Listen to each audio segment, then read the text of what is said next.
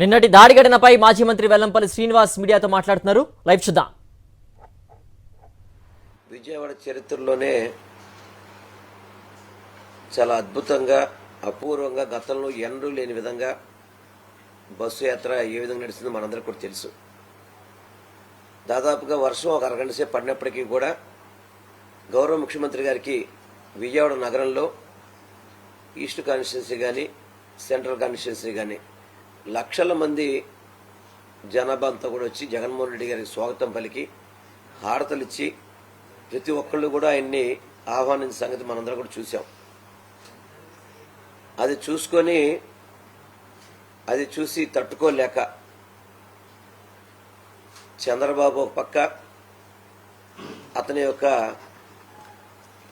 అభ్యర్థిగా పోటీ చేస్తున్న బోండోమా కానీ మీరు చూసిన సంగతి జరిగిన సంగతి మీరు గమనించారంతా కూడా చాలా విజయోత్సవంగా బ్రహ్మాండంగా ర్యాలీ ముందుకెళ్తుంటే గౌరవ ముఖ్యమంత్రి గారి మీద అదేవిధంగా ఏ విధంగా దాడి చేయపోయి ఆ యొక్క ఏదైతే ఉందో అది నాకు కూడా కంటి తగలడం, గౌరవ ముఖ్యమంత్రి గారికి దాదాపు బ్లడ్ రావడం కానివ్వండి, నాకు కూడా కంట్లో ఆల్రెడీ కొంత ఇబ్బంది కలగడం కానీ మీ అందరికీ కూడా చూపెట్టడం జరిగింది.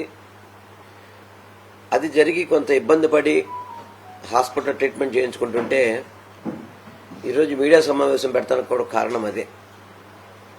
ఎందుకంటే ఎవరైనా కానీ దెబ్బ తగిలినప్పుడు సానుభూతి కానీ లేకపోతే కాముగా ఉన్నా ఎవరికి ఇబ్బంది లేదు.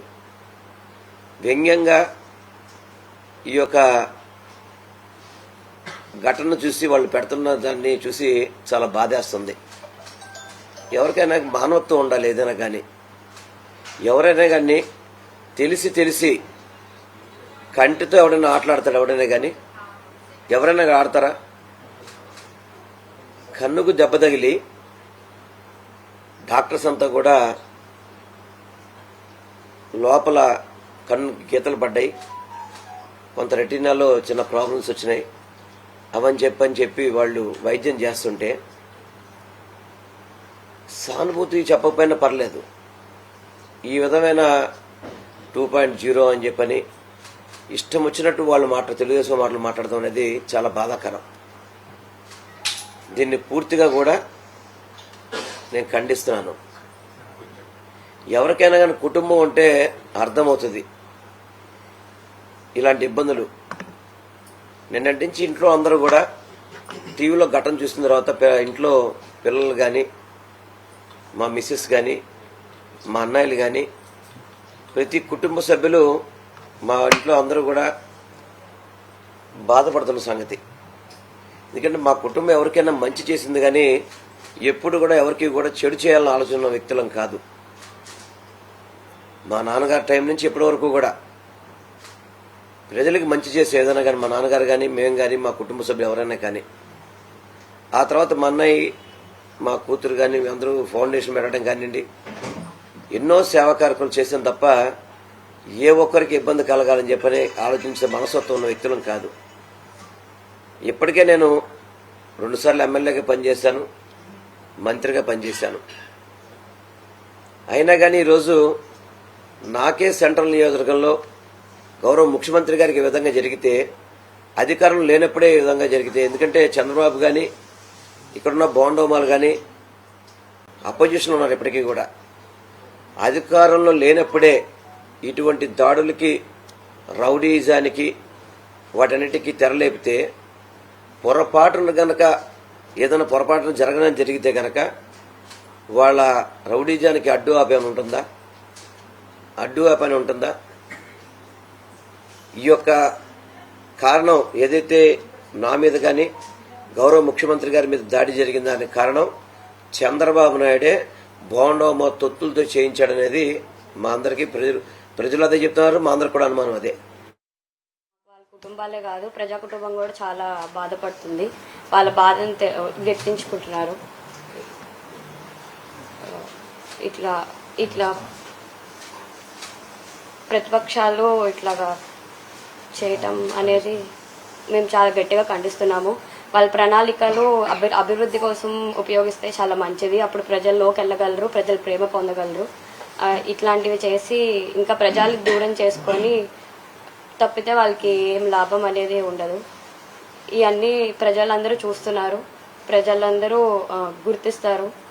జూన్ 4వ తారీఖు మా విజయ బేరీని మోగించడానికి మేము రెడీగా ఉన్నాము. వాళ్ళు వినడానికి వేచి చూడండి అని తెలియజేసుకుంటున్నాను. ధన్యవాదాలు. సీసీ కెమెరాలు లేని చోట ఏదైతే పదవుల్లో నుంచి ఒక దాడి చేసినట్టు అయితే ఇందాక సభలో చెప్తూ కూడా ఒక ఇన్ఫ్లుయెన్స్ ఉండబట్టే ఆ వ్యక్తులు సపోర్ట్ చేయబట్టే ఈ దాడికి జగన్ పైన పాల్పడ్డారంటూ కూడా సత్యాలు చెప్పినటువంటి అంటే తాజాగా మీరు పోలీసులు కూడా కంప్లైంట్ చేశారు. ఏం పోలీసులకైతే జరిగిన విషయాలను చెప్పడం జరిగింది. దాన్ని మీ రాతపూర్వకంగా కూడా రాసి ఇచ్చాను, కంప్లైంట్ ఇచ్చాను. వాటి మీద చర్యలు తీసుకోవాల్సిన బాధ్యత పోలీస్ డిపార్ట్మెంట్ మీద ఉంది. ఎందుకంటే కొన్ని లక్షల మంది జనం నేను రావడం జరిగింది రోడ్ల మీదకి.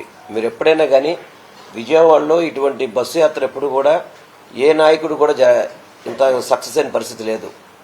అది చూసుకొని తట్టుకోలేక గెలవలేమని చెప్పిన వాళ్ళకి అర్థమైపోయింది. ముఖ్యంగా సెంట్రల్ నియోజకవర్గంలో గెలవలేమని చెప్పి అర్థమైపోయి దాడులకు దిగారు. నాకు నిన్న మా పార్టీ వాళ్ళు చెప్పేది ఏంటంటే బోండోమ వాళ్ళ కుటుంబ సభ్యులు యాత్ర అలా జరుగుతుందని చెప్పి సవాల్ ఇస్తారంట వాళ్ళు. ఆ యొక్క యాంగిల్లో కూడా పోలీస్ డిపార్ట్మెంట్ విచారణ చేయాల్సిన అవసరం ఉంది. ఎందుకంటే చంద్రబాబు డైరెక్షన్లో బోండోమ వాళ్ళ గ్యాంగే చేసుంటారనేది ఇక్కడున్న ప్రజానీకం యొక్క అనుమానాలు. వీటన్నిటి కూడా పరిగణ తీసుకోవాలి తప్ప పరిగణ తీసుకోకుండా బోండోమ లాంటి వాళ్ళని కనుక సెంట్రల్ నియోజకవర్గంలో కనుక పొరపాటున కనుక వాళ్ళకి ఏదైనా పట్టం కట్టించే చేస్తే ఇటువంటి రౌడీజాలకి ఇది బేజం అయిపోతుంది. రౌడీజాలను అరికట్టాల్సిన అవసరం ఉంది. విజయవాడ నగరంలో రౌడీజాలకు కానీ గూండాయిజాలకు కానీ తావు లేకుండా గత 5 సంవత్సరాల నుంచి జగన్మోహన్ రెడ్డి గారు పరిపాలన చేశారు. దయచేసి ప్రజానికం గమనించండి. ఇటువంటి దాడులను ప్రతి ఒక్కరు ఖండించాల్సిన అవసరం ఉంది.